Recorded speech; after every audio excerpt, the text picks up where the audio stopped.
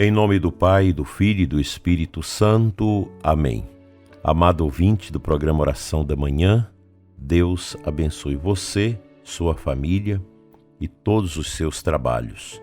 Neste quinto domingo da Páscoa, nos reunimos para manifestar nossa intimidade com Jesus, o ressuscitado que vive entre nós. Que a sua participação na Santa Missa, nesse domingo, lhe ajude no fortalecimento cada vez maior da sua fé e da sua vida familiar. Nós estamos meditando o livro de Fulton Sheen, O Corpo Místico de Cristo. É preciso ter em vista que este livro foi editado em 1935, portanto, já há quase 100 anos.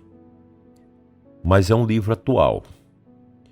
Nesta quinta parte que vamos dar início hoje, o Santo Bispo vai abordar para nós os escândalos dos filhos da Igreja.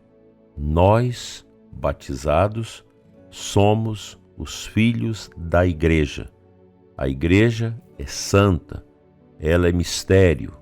Nós, seus filhos, somos agregados a ela pelo santo batismo. E a Igreja se expressa através de nós, batizados, através das suas estruturas neste mundo, mas ela é maior do que tudo isso, porque ela é o corpo místico do ressuscitado.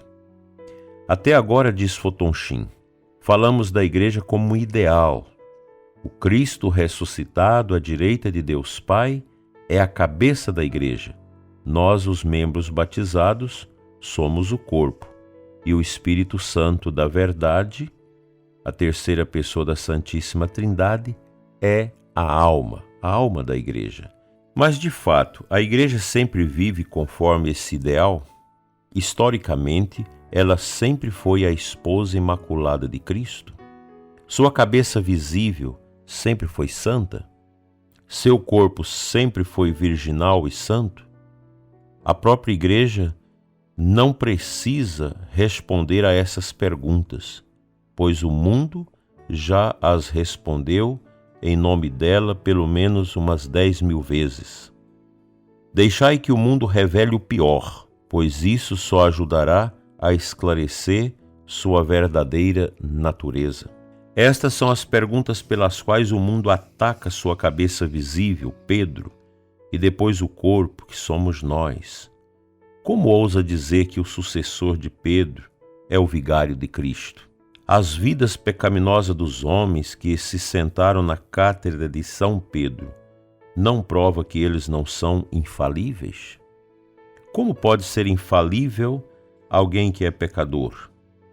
Poderia um homem perverso como Alexandre VI, que era um pecador, ser o vigário infalível de Jesus Cristo? Além disso, não é sempre uma blasfêmia dizer que os católicos, muitos dos quais foram culpados de graves escândalos, assassinatos, intrigas políticas, desonestidade e pecados vergonhosos, constituem o corpo de Cristo? A Igreja não está cheia de maus católicos? Como é possível afirmar que eles faziam parte do corpo do Cristo Santíssimo? Como aquele que é puro poderia ter um corpo maculado? Apesar dessas objeções, aparentemente fortes, ainda acreditamos que o Santo Padre, o Papa, é o vigário de Cristo. E a Igreja é o corpo de Cristo. Considerai primeiro as objeções contra os sucessores de Pedro. E aqui ele vai falar da pessoa do Papa. A raiz do erro neste assunto específico é que os inimigos do papado não fazem distinção entre a infalibilidade do Papa e impecabilidade dele. Infalibilidade significa incapacidade de ensinar aquilo que é errado. Impecabilidade significa ausência de pecado. Daí surge esta pergunta: quando nosso Senhor conferiu primazia a Pedro e seus sucessores, ele os tornou infalíveis ou impecáveis? Os próprios evangelhos revelam claramente que nosso Senhor, embora tornado Pedro infalível, não prometeu imunidade ao pecado. Pedro fez a confissão da divindade de nosso Senhor, ao que respondeu nosso Senhor, tornando-o a pedra de sua igreja, com a garantia de que as portas do inferno nunca prevaleceriam contra ela. Mais tarde, Cristo disse a Pedro que sua fé não falharia, porque ele havia orado por Pedro quando o diabo tentou peneirá-lo como trigo. Imediatamente após esta promessa de liberdade do erro e garantia de fé, nosso Senhor bendito diz a seus apóstolos que ele precisava ir a Jerusalém e sofrer muito da parte dos anciãos, dos príncipes, dos sacerdotes e dos escribas, e seria morto. O pobre, débil e humano Pedro, que evidentemente estava cheio de orgulho por ter sido feito a pedra da igreja, ainda não conhecia as limitações de seu dom. Como um menino a quem foi dada a autoridade e já ansioso para exercê-la, Pedro agora coloca Nosso Senhor à parte e, na linguagem do Evangelho, o repreende. Ele continua e diz: que Deus não permita isso, Senhor. Isso não te acontecerá. Então Nosso Senhor, que estava de costas para Pedro, voltando-se para ele, disse-lhe: afasta-te, Satanás. Tu és para mim um escândalo. Teus pensamentos não são de Deus, mas dos homens. Um momento antes, Pedro era chamado de pedra, agora é chamado de Satanás. Não pense que a mente divina tenha mudado tão rapidamente. Nosso Senhor não retirou o dom da primazia, pois ele o enfatizaria novamente após sua ressurreição. Ele estava apenas mostrando a Pedro a distinção entre o ofício e o homem, entre infabilidade e impecabilidade, entre autonomia em relação ao erro e autonomia do pecado. Estas tantas palavras, nosso Senhor estava dizendo a ele: como Pedro, a pedra sobre a qual edifiquei minha igreja, onde quer que fales com a ajuda do céu, serás preservado do erro. Mas como Simão, filho de João, como homem, és tão débil, tão humano, tão capaz de pecar, que podes tornar-te até mesmo como Satanás. Em teu ofício és infalível, como homem não é impecável.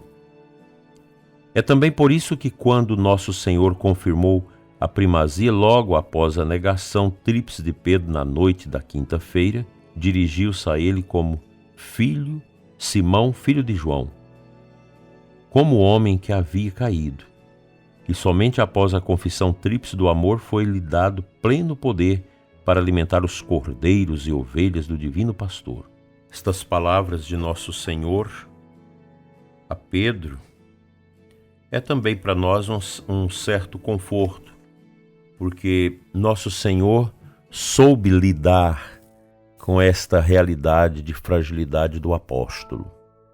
E Ele sabe lidar comigo, com você, com todos nós, reconhecendo também nossas fragilidades.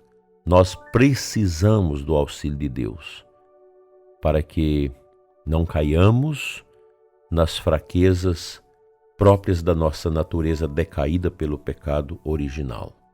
Vamos aprender disso, inclusive para a gente entender o mistério de Cristo que se expressa na humanidade dos filhos e filhas da Igreja.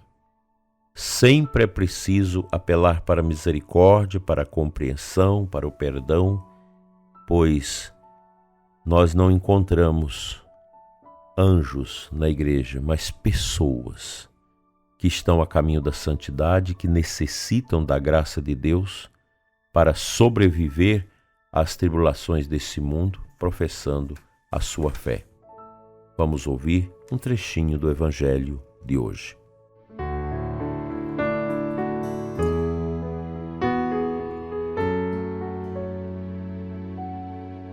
O evangelho deste domingo, João 15, 1 a 8, é a parábola da videira.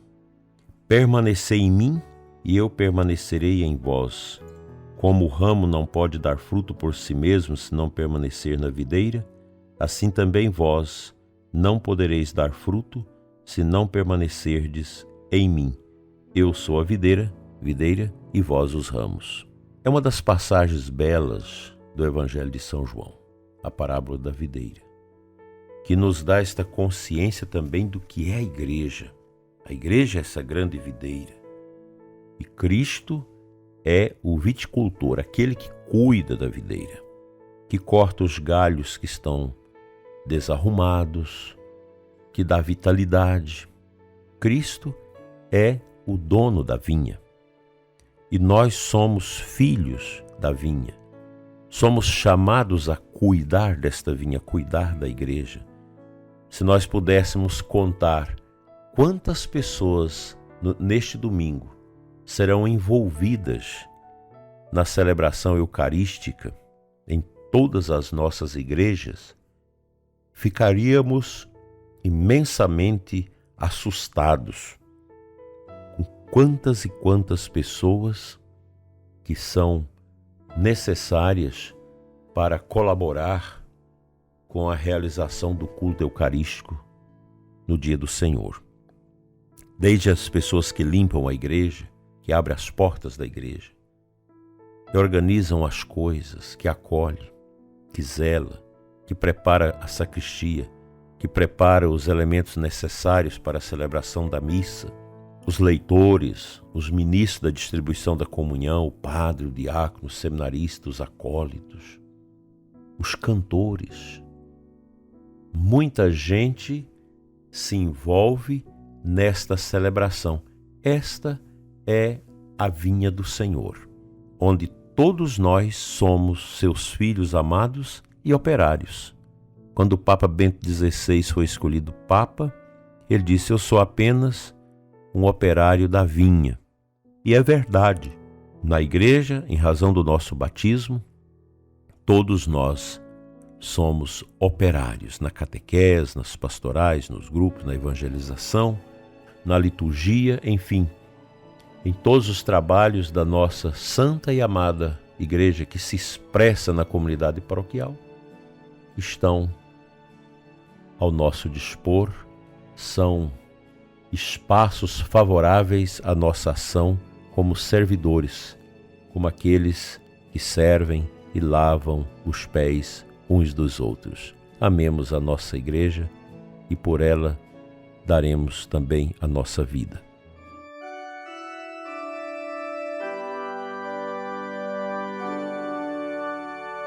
Senhor nosso Deus e Pai, abençoa o ouvinte deste programa, especialmente o ouvinte que está afastado da igreja, para que voltem à casa de Deus.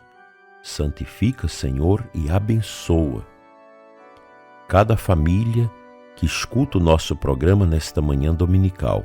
Abençoa, Senhor, as celebrações que são realizadas hoje nas nossas paróquias e comunidades, e abençoa o povo, os ministros, servidores do culto, para que tenhamos um domingo ricamente abençoado na Tua eterna e santa e amável presença. Amém. Pela intercessão de Nossa Senhora Mãe da Igreja, seja abençoada a sua vida e da sua família. Em nome do Pai, do Filho e do Espírito Santo. Amém. Até às 21 horas, com o programa Oração da Noite, aqui também no nosso canal. Fique em paz e um bom dia do Senhor para você e os seus.